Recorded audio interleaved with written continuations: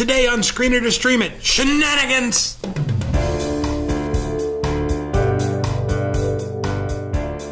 Super Troopers 2 is rated R for crude sexual content and language throughout, drug material, and some graphic nudity. As you might have guessed, Super Troopers 2 is a sequel to the first installment from 2001. It's the continuing story of a group of law enforcement officers that would rather engage in silly shenanigans than take their job seriously. The movie opens with our heroes no longer working in law enforcement after an unfortunate ride-along incident with a celebrity. Meanwhile, a border dispute between the United States and Canada results in a coming expansion of Vermont northward. So, the team is called in to establish a police presence in this new territory. If you're at all familiar with Super Troopers, you know what comes next. Shenanigans! So, how do we like this one? Well, we got together and we decided it's okay.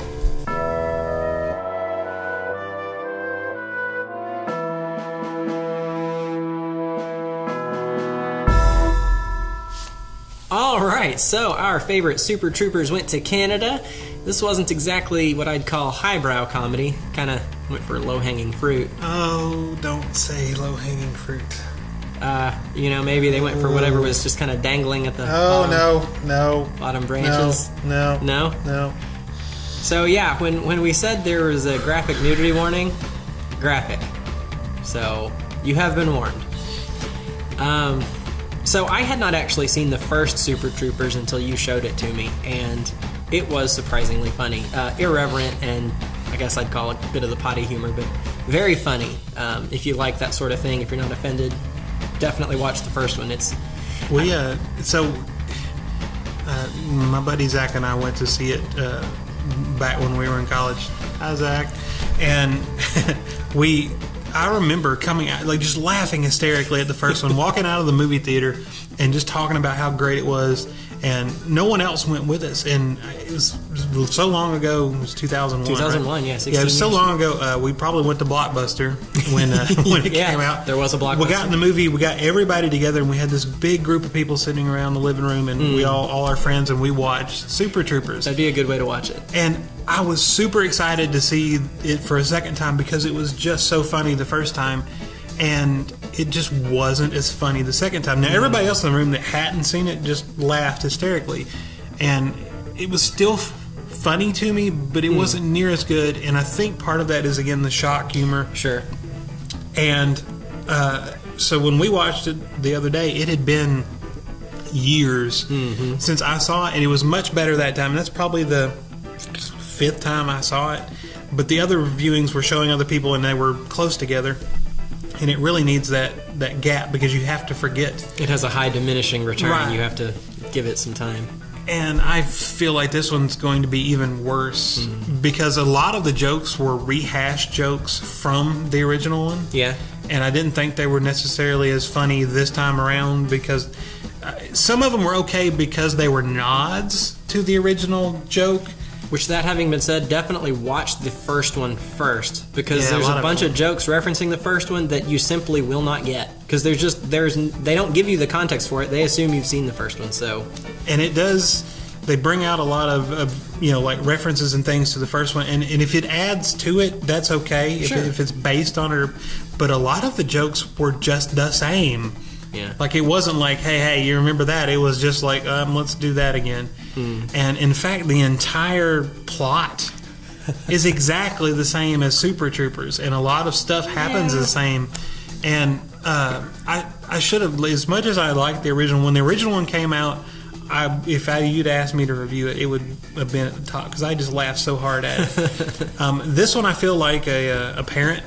Like, it's like, I'm not mad, I'm just disappointed. It's not. And I have a feeling you would feel the same way, but for a completely different reason than me. Because, again, potty humor and all that, I know, is not your thing. Not my favorite. And I laughed hysterically at the dangly bits. Because that was really funny. I cringed. And I mean, I did laugh while I was cringing, but... Yeah. I could feel you cringe. Yeah, I did. It was like I got secondhand cringe at that, but it was funny. The problem for me was the story was a big letdown. Like, it's okay story wise, But this really felt like, first of all, it was a rehash of the first one, which is amazing because it's 17 years in between. Yeah. You couldn't come up with a different idea in 17 years. And the second thing is, it doesn't feel like a movie. It feels like a bunch of skits put together. And in some of them, there's an opening dream sequence that you realize is a dream sequence. Pretty 15 quick. seconds in. Yeah, pretty quick. That has absolutely nothing to do with the movie. That just somebody thought was funny. It wasn't funny. There was a couple of funny, but it was not near as. You could tell they thought it was funnier than what it was. It really wasn't that funny. It had nothing to do with the movie, and it was way too long for what it was. And some things were in part of the story. You know, it progressed with the story, but a lot of the jokes, like if this had been a YouTube and they had chopped it up and it had been a 3-minute YouTube video. That would have been an amazing video, and then just each little skit. But string them all together in a great movie, it did not make. Yeah, it definitely felt like there was like a missing cohesion, like it was less than the sum of its parts, which is very unfortunate because the first one was so much fun and it did come together, and I don't know how. I can't put my finger on it, and maybe it's because it was a rehashing of the first one. But it seemed to be missing the heart. Like, there's just some piece of magic that's just not there in it. Yeah. And so you can forgive, you could forgive the potty humor if that's not your thing. You could overlook certain things. You could overlook stupid things that happen because it's a comedy. Right. And that's what I was going to say. Even if the plot didn't make sense, or if it was the exact same plot, if the jokes had been funny enough, you wouldn't have cared. You wouldn't have complained about it. Well, but they weren't quite enough to cover that, so we wanted something else to make up that difference. And there were 3 or 4, I just laughed and laughed and laughed moments. They were just really, really, really funny moments. But I don't think there's not enough of them, and they're not tightly packed together. And like I said, it doesn't add enough to the story that, if you could find a clip of those 4 jokes, you're good. I don't know why you would need to see the movie. You're not missing out on plot. You're not missing out on story, or oh man, that was a great performance, or there's nothing aside from a couple of just really good gut busting jokes. There's nothing you can put your finger on for this movie and go, you have to go see this. This is a great film. I don't think it is a great film. And like I said, the first one, I can't really differentiate them that much, but the first one just had something that made it more appealing than the second one, and it might just be simply the fact that you've already done it. It almost feels like a ripoff. But it's the same guys. But it literally, it feels like a remake. It feels like someone took here's your plot, here's the movie. It's 20 years later. Let's do it again, and we'll have this other guy rewrite it. And they changed, city police to Mounties. And they changed the location, but it all looks the same anyway. So yeah, it's the same general area, Vermontish area. So and a lot of it, like I said, was the same jokes. Rabbit, which is so weird because they make fun of him in the first one because Rabbit can't grow a mustache, and that's like a joke. Yeah. Well, you can see the 5 o'clock. He could grow a mustache in this one, but they just shave it off at the beginning and then make fun of him for not having a mustache. And it's like, well, we already did that joke. Yeah. And like I said, some of them work. The liter of cola, which is in the trailers. Yeah. So in the first one, Farva asked for a liter of cola at the. And it was a whole big scene about trying to get his liter of cola, and they wouldn't. Yeah, it was at a fast food place. Yeah. I think it was just a generic fast food place, and what's a liter of cola? I want a liter of cola. Well, and that's when he goes to the place. No, here's your liter of cola, and he's like, oh, I love this place. And so that's nice that they kind of tied the jokes together. But like I said, a lot of them, like the mustache stuff, it's just beating a dead horse. And there were some jokes in there that I thought were good that, I could imagine 99% of the people completely not understanding or miss. You had, and I kind of wonder if I missed some stuff. But we had talked about there's a Breakfast Club reference. There was right toward the beginning, and it wasn't really funny, but it referenced Breakfast Club, and I was like, oh yeah, breakfast. That made me kind of happy. Which I missed it. So it wasn't that funny if you missed it for sure. So. And then there was the mentholated shaving cream, which you'd have to know about that in order. And I didn't know about that. But that's not even part of the movie. That's part of the behind the scenes of the movie that you would have to know in order for that to be so funny. I didn't know that and didn't really laugh when it happened until you explained Right. it to me. Then I thought it was funny. So But any joke you have to explain is not really a good joke. Yeah. So I don't know. It fell short in a lot of places, and it's weird. I wasn't so disappointed with it when I walked out, because I did. I laughed a lot. I laughed hard. Mm-hmm. But the more I just try to sit down and try to think about the merits of the movie, I can't really find any. yeah, it's just not. They had set the bar with the first one, and that's probably really what it comes down to. And they just did not live up to even that. So, as sequels go, not a terrible sequel. Not a great one. I'd call it a typical sequel, when it's just kind of not as good as the first one. Well, in the first one, if you tell me you hadn't seen the first one, well, we got to see the first one. Mm-hmm. I think people should see that movie. But this one, I'm like, no, you saw the first one, you're good. Yeah. It's pretty much the same. Nothing's really better. Like Boondock Saints 2. Oh yeah, it's kind of the same thing, but it's just not as good. Which is a shame, because the first Boondock Saints was great. Not really a But comedy. but they don't give you anything. They don't give you anything different than Right. It's not worth having a sequel. And I was really, really disappointed in that, because, like I said, 17 years. Mm-hmm. I was like, okay, this is going to be all new, all fresh. What are they going to do? Because and they told the same story. Yeah. And it had some of the. So there were dumb things that happened in the original that, like I said, because it's a comedy and because it was funny, you just completely overlook the fact that it's dumb. Yeah, you just go with it. But when they did it again in the sequel, like the random finding of drugs everywhere, it's just like, oh yeah, that's kind of dumb. That was convenient. Yeah, and it's like you can't overlook it, and you're like, okay, yeah, no, that's dumb. If it had now. been maybe a little more convenient, it might have been funny. But it was in that between. It wasn't convenient enough to be just, oh, well, that's funny. It was lazy convenient. Yeah. It was like, we need to further the plot, and just put it there, and that's bad. Yeah. And so I hate to say, don't go watch a movie, but I don't think you benefit anything from seeing it in theater over seeing it at home. Yeah.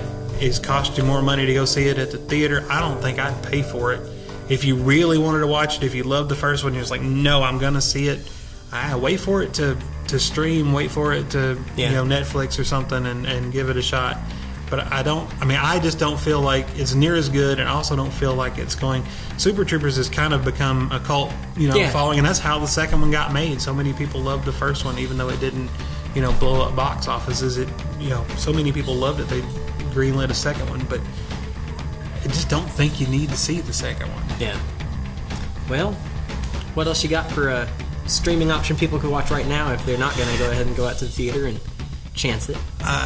Again, easy way out is just to say watch Super Troopers, because the original one is better. It's more fun. If you hadn't seen it, go watch that one. You don't need to see the second one.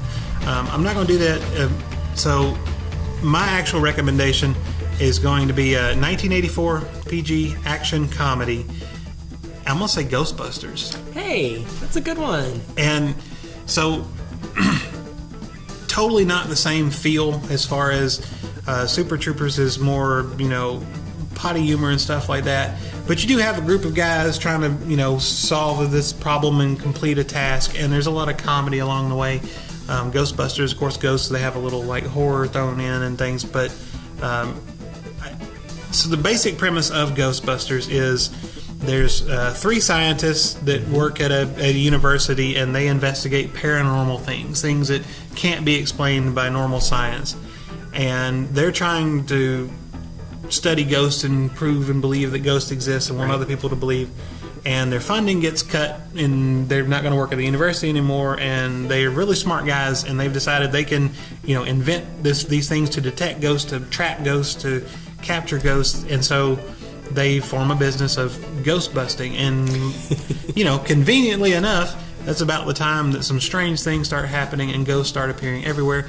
And then later on you get, Ernie Hudson comes in, and you've got 4 guys, and, they're busting ghosts. But it's Bill Murray, Harold Ramis, and Dan Aykroyd are your 3, and then you throw Ernie Hudson in there.